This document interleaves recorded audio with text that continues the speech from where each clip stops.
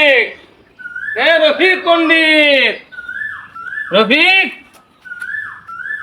দেখছা দেখছো হারামদাদার কাণ্ড। ওই হারামদাদা, ওই রফিক, তুই বলে পণ্ডিত, তো পণ্ডিত কয় কোন শালা? আরে কি করতেছ? হ্যাঁ, তুই এখনই তো পড়ে মরবি।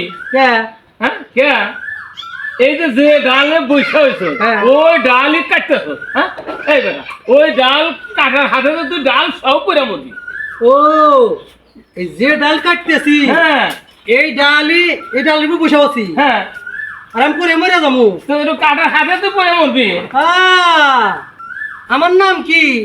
পণ্ডিত রফিক। পণ্ডিত রফিক অত সহজ না।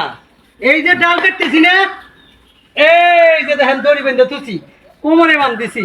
এই ডাল যখন কাইটে ভাঙ্গে পড়ে যাবো, আমি তো বলবো না এই যে দড়ি বেঁধে তুছি যে। দেখছ আব্দুল্লাহ, আসলে সারা পণ্ডিত রফিক, এই জন্য লোক পণ্ডিত রফিক করে কয়। যা খুশি তাই করো, চল যাই।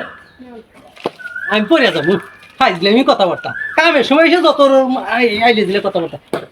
দোস্ত রে, আমার তো সমস্যা হয়ে গেল।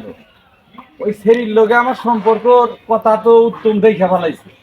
এখন তো আমার সর্বনাশ হয়ে গেছে। এখন কি করা যায়? এখন যেটা করছো সেটার পাপ তো তোর বহন করাই লাগবে, কিন্তু তারপরে এলাকাতে আছি, দেখা যায় কি করা যায়। যত ধরনের সমস্যা হয় সমস্যা সলভ করা যাবে, কোনো সমস্যা না।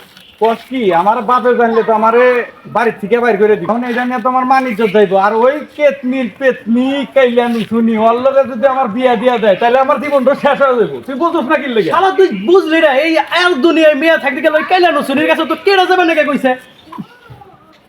খুব ভুল কাজ করে ফেলা তুই দোস্ত। আমি এটার সমাধান কি তাই কর। সমস্যা একটা হইছে যে তো সমাধান করাই যায় বলে দেখা যায়। আর ওই যে শালা উত্তম এসছে, শালা চোখ চুলে ফেলাম। ওয়ালাইকুম আসসালাম। কি ব্যাপার, কি মনে করে? আমার মেয়ের দুর্নাম ছড়াইছি। আরে কি হয়েছে ভাঙ্গে কও। আপনারা সূক্ষ্ম বিচারটা দিবেন মাদ্রাসা। তুমি টেনশন করো না, তোমার যত্নের সুস্থ বিচার যে পারলে করা সম্ভব আমি করে দেবো। আপনাদের ইনসাফ মাদ্রাসা। ইনসাফ বলতে কিছু নেই, আমি ঘুষখোর মাতব্বর বেঁচে থাকতি তোমার এই বিচার পাইবে না, তুমি নিশ্চিত থাকো। তাহলে আমি আসি মাদ্রাসা। এই দেখো না, আবার জানি ওই যে পণ্ডিত রফিকের কাছে যাইও না, বুঝছো? আর আসার সময় আধার মাসের টাকা নিয়ে আইসো। 5,000 টাকা মাদ্রাসা। কষ্ট হইলেও আইনো, তোমার ভালোর জন্য কইলাম। গরিব মানুষ এলাকা কম না যাবে না মাদ্রাসা। এই জন্যই তো 5,000 মতো কইলাম। তাছাড়া আমার মতো মাতব্বর 20,000 30,000 দেখে নিবার পারে না। আমি 4,000 দিব। আসসালামু আলাইকুম মাদ্রাসা। আবার আমি কইলাম তো টাকা 5,000 পুরো করে আইনো।